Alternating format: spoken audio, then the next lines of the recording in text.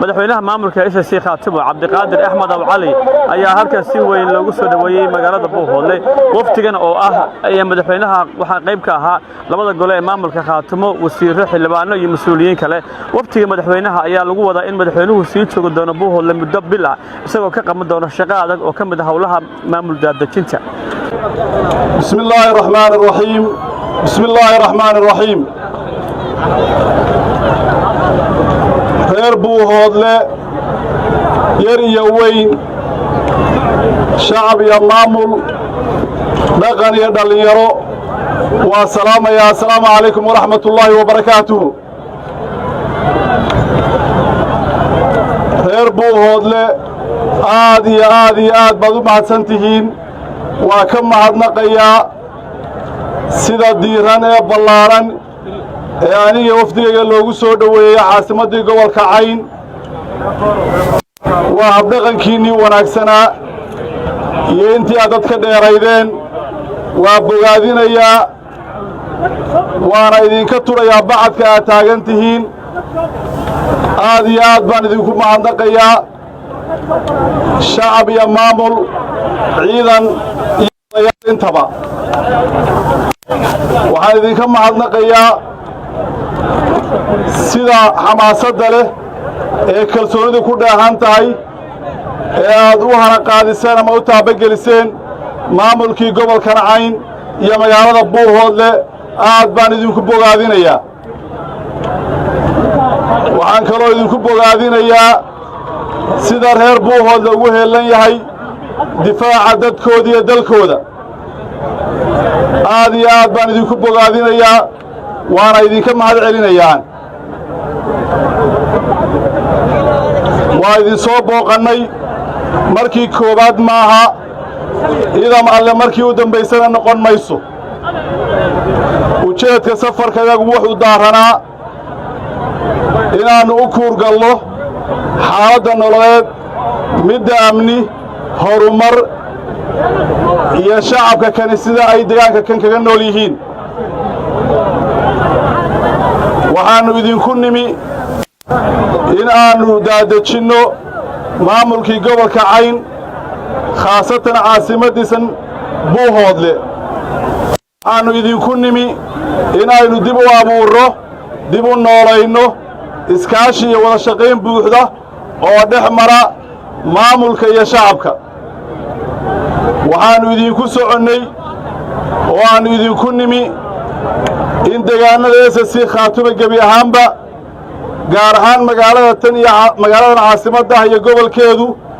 ay noqdaan kuwa ku tilmaaman amni iyo xasilooni horumar iyo dib u dhis maamul iyo shacab gacmaha isqabsada inay ku tilmaanaadaan oo ay tusaale u noqdaan dhammaan reer SSC baannu idinku nimi wafdiga waxaa igu weheliya dhammaan golihii wasiirada SSC Khaatimo oo iyaguna u yimi halka kan in hawsha aan idiin sheegay iyo ujeedkaa socodkayaga ay ka shaqeeyaan sidii loo hirgelin lahaa waxay u diyaargaroodeen reer Buuhoodlow saa dalkiinna u difaacateen sharafkiinna u difaacateen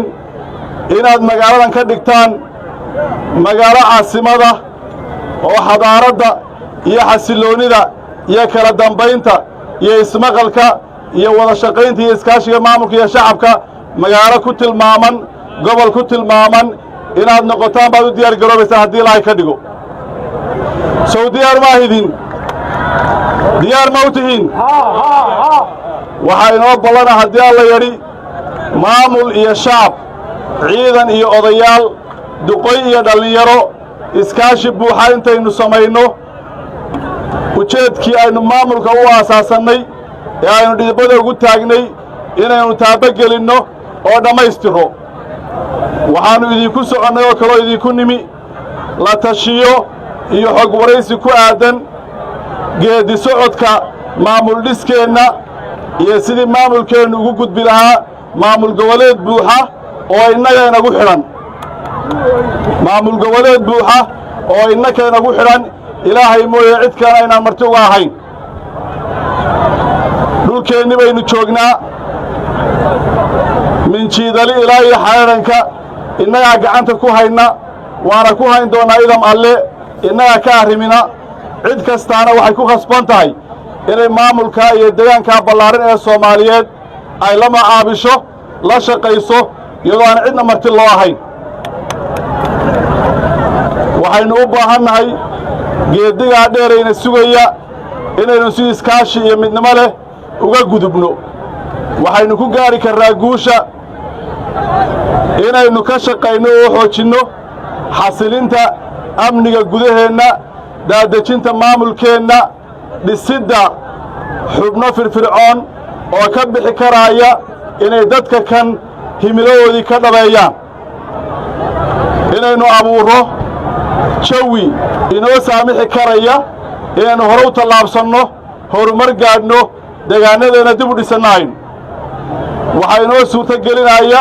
oo aynu ku gaari karraa innagoo si wada jira uga wada shaqayna ujeeddooyinka aynu leennahay innagoo si wada jira gacmaha isu qabsanna uga dhabayna oo nidhaahna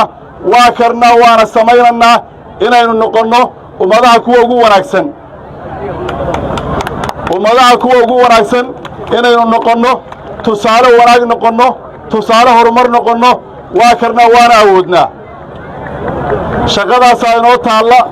shaqadaasaan wada qabanaynaa maamulka oo qura laga sugi maayo shacabkana lagu sii dayn maayo dowrka shacabka iyo kii maamulka oo iskaashaday bay galladu ku jirtaa aynu ku guulaysanaynaa annagu haddaannu nahay maamulkiinnii ku yimid rabitaankiinna ku yimid doonistiinna waxaannu idiin ballan qaadaynaa inaannu misana ku shaqayno rabitaankiinna iyo doonistiinna waxaynu nahay maamul u baahan nabadgelyo waxaynu nahay maamul u baahan daadejin waxaynu u baahan nahay maamul inuu ka shaqeeyo horumarin sidaa daraaddeed reer Buuhoodle iyo guud ahaan gobolka Cayn iyo reer SSC Khaatumo waxaa sugaysa hawl weyn oo u baahan in muddo yar lagu qabto guula laga gaadho ilaahay idankii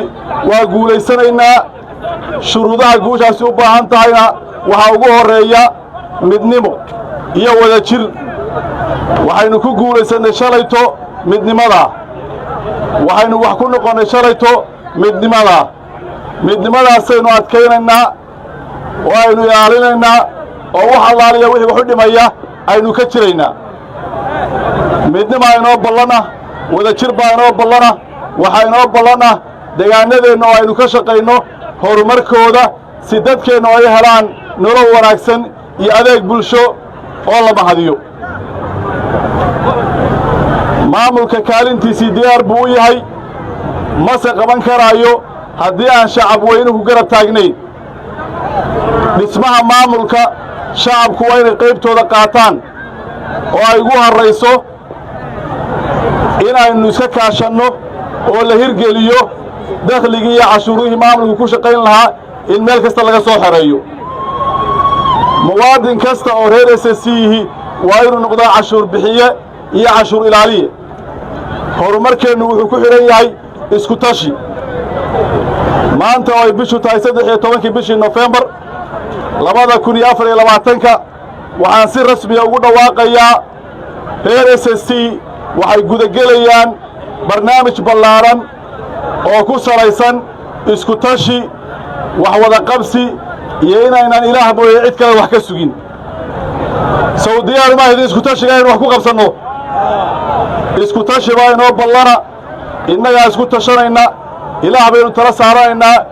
guushuna ilaahay idinka gacmaheennay ku jirtaa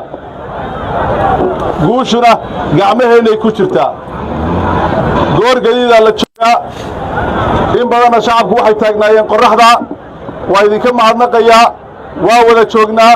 warkeennu waa dheeraan doonaa muddaannu idinla joogaynaa waxaan idin leeyahay guulaysta ebidkiin SSC guul iyo midnimo waad mahadsantihiin